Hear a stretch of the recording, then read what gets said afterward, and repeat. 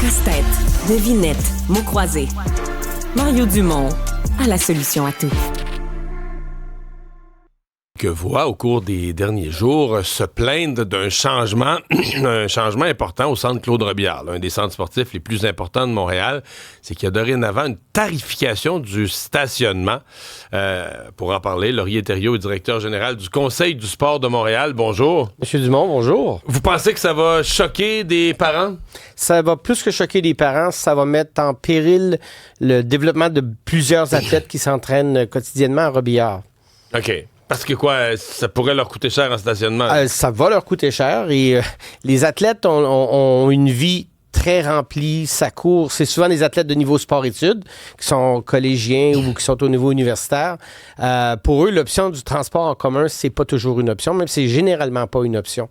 Leur quotidien, c'est des entraînements souvent très tôt le matin pour ensuite courir, aller sur les bancs d'école, revenir faire d'autres entraînements pendant la journée. Ça pourrait leur représenter une facture. Mettons, ceux que vous me décrivez, là, qui s'entraînent à un certain niveau, mettons sur une semaine. Prenons sur une semaine, ça pourrait coûter combien en stationnement? En fait, je vais même y aller sur une année. On a fait le calcul. C'est plus de 1500 $ que ça pourrait représenter aux athlètes. Et ça, on le sait, nos athlètes courent après l'argent pour payer leurs entraînements, pour payer leurs frais de compétition, leurs déplacements.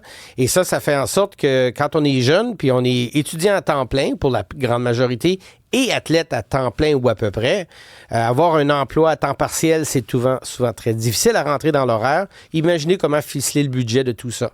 Et vous avez fait allusion aux parents. Oui, parce que dans certains cas, il y a des jeunes qu'on va reconduire. Oui. Les parents payent déjà l'équipement. C'est assez cher, le sport. Là. Exact. Puis là, on n'aborde pas encore le sujet des événements sportifs qui se tiennent sur Montréal et qui se tiennent à Claude Robillard, particulièrement quand il y a des compétitions qui se tiennent là. Avec le Conseil du sport, nous, on accompagne dans le développement de nos athlètes qu'on appelle de prochaine génération. Ils n'ont pas de brevet de Sport Canada. Alors, pour eux, une saison peut leur coûter, ou une année d'entraînement puis de développement, c'est facilement entre 10 et 20, 25 000 $ par année. Parce que là, c'est des camps d'entraînement, c'est des camps de sélection, c'est des entraînements au quotidien, sans compter leur équipement, leurs frais d'inscription. Alors, d'en ajouter une couche comme ça ajoute au stress, ça met définitivement un enjeu d'accessibilité pour une clientèle qui, pourtant, c'est des modèles auprès des autres jeunes. C'est des jeunes qui bougent, qui sont actifs. Eux, c'est pas le transport actif qui les intéresse, c'est une pratique sportive quotidienne. C'est une décision de la ville, de l'arrondissement. Comment vous interprétez la décision? C'est définitivement une décision. Au niveau municipal, on le sait bien, la gestion du stationnement, c'est une source de revenus dorénavant, c'est ça l'objectif. Donc la ville a besoin d'argent? Ça saute aux yeux, ça c'est certain.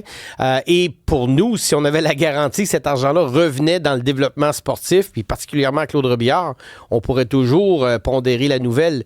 On n'en a aucune garantie là-dessus. Puis ceux qui vont en faire les frais, comme je le dis, c'est nos usagers quotidiens. Et là, je parle pour les athlètes qui sont là régulièrement. J'aborde même pas le sujet de monsieur et madame tout le monde qui va s'entraîner à Claude Robillard, qui prend des cours de tennis, qui va faire des entraînements en salle et qui voit leur facture s'ajouter, s'allonger. Parce que c'est un énorme centre. En termes d'un complexe sportif pour Montréal, il est hors catégorie. Complètement. Et c'est surtout une infrastructure régionale. On a beaucoup de gens, beaucoup d'athlètes notamment, qui sont du Grand Montréal qui viennent s'entraîner à Claude Robillard. C'est une quinzaine de clubs sportifs spécialisés qui ont une pratique récréative, mais qui ont aussi un programme de soutien au développement sportif avec des athlètes d'élite. C'est notre prochaine génération. C'est ceux qu'on veut voir éventuellement à Los Angeles ou Milan. Aux Olympiques. C'est nos prochains Olympiens et Paralympiens. Il ne faut pas le négliger. Nos Paralympiens, oubliez ça, ou nos athlètes para font pas de transport en commun. Là. C'est compliqué. Certains ont des autos parce qu'ils sont rendus à un âge où ils peuvent se le permettre. Des autos adaptées. Exact. Puis stationnement adapté qui va être tarifé aussi. Et là, je vais aborder le sujet des événements sportifs. Claude Robillard, c'est aussi un pôle important pour la tenue d'événements sportifs à Montréal. On y tient des compétitions d'athlétisme. On a vu les essais olympiques Quand il y avait les héros du samedi à Radio-Canada, exact. Les gens des régions comme nous, on regardait les exploits sportifs, puis une fois sur deux, c'était au Centre Claude. Oh, j'ai connu le nom comme ça. Là. C'était au exact. Centre Claude. C'était toujours au Centre Claude Robillard. Et c'est un leg important des Jeux de 76. On est à l'aube des festivités en 2026. Et là, on voit une infrastructure sportive qui accueille des événements sur une base régulière. Je pense aux défis sportifs Altergo, je pense à l'International Gymnix, je parle aux compétitions d'athlétisme qui se tiennent régulièrement là.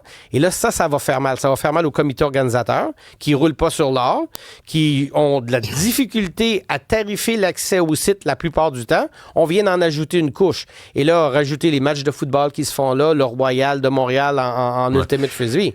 Avez-vous l'impression que c'est pour la ville de Montréal, dans une espèce de courant un peu anti-automobiliste, puis je le dis, où on oublie que l'automobiliste, là, ben c'est aussi une mère de famille qui doit aller reconduire son enfant ou un jeune athlète qui vient s'entraîner. C'est comme on se fait... L'automobiliste, c'est un méchant. Là. Il y a des cornes, là. Puis on oublie que c'est des gens, puis ils sont pas nécessairement anti-transport en commun, mais ça convient pas. Les heures, les routes, les horaires. Avez-vous essayé de prendre l'autobus puis le métro avec un sac de hockey, M. Dumont? Là? C'est irréaliste. Puis, le papa, la maman qui a 2 jeunes qui viennent à Robillard faire des entraînements, ça, c'est 2-3 fois par semaine, ou le week-end aussi. Ils iront pas en transport en commun. Ils iront pas en transport en commun. Là. C'est utopique de le penser. Et vous paraphrasez, en fait, Philippe Bourret, mon collègue directeur général de Sport Montréal, qui me disait exactement ça hier soir, en préparation de l'entrevue ce matin. Eux, là, ils appréhendent beaucoup les prochaines semaines parce que leur programmation commence bientôt. Et puis, pour ceux et celles, pour revenir à nos athlètes en développement, puis les organisateurs d'événements, c'est un casse-tête. Et beaucoup de ces organisations-là sont administrées, sont gérées par des bénévoles. On vient d'en ajouter une couche, là. Donc, des gens qui font du bénévolat, mais ils vont payer. Ils vont payer pour faire leur bénévolat. Exact. Alors ça vient compliquer la donne. Ouais, parce que c'est une chose de ne pas être payé. C'en est une autre de payer pour faire ton bénévolat. Exact. Puis là, quand on fait une compétition à Claude Robillard, là, c'est 50, 100 bénévoles qu'on a besoin sur le terrain pendant 2-3 jours. Comment le comité organisateur va convaincre ces bénévoles-là à venir donner du temps généreusement? Est-ce que le comité organisateur va s'engager à assumer les frais de stationnement? Et là, tu augmentes les coûts d'opération de la compétition considérablement. Exact. On hypothèque la survie de beaucoup d'événements. Dernière question rapide. Est-ce que vous sensibilisez l'opinion publique? Vous venez nous voir aujourd'hui. Est-ce que vous allez rencontrer conseillers municipaux, l'opposition, l'hôtel de ville? Est-ce qu'il y a des démarches politiques qui s'enclenchent pour faire valoir le point? C'est des démarches qui ont été amorcées depuis juin, juillet. Donc, qui ont échoué d'une certaine façon. Oui, qui ont échoué. Et puis là, il y a une fin de non-recevoir. Là. On a une sourde oreille. Là. On n'a pas d'écho à nos interventions. Et ça, c'est très, très décevant. Nous, on appréhende les prochains mois, les prochaines semaines. Et on a parlé de santé mentale des athlètes, des participants. Là, j'ai parlé des bénévoles aussi. On vient compliquer encore plus la réalisation sportive sur Montréal. C'est dommage. Puis pourtant, c'est un château fort, le complexe sportif Claude Robillard. On veut que ça demeure. Puis il est en pleine rénovation depuis déjà 1 an, 2 ans. On en a pour 2 autres années. Mais là, on vient donner un coup dans les flancs. Là. Laurier Thériault, votre propos est on ne peut plus clair. Merci d'avoir été là. Monsieur Dumont, ça fait plaisir.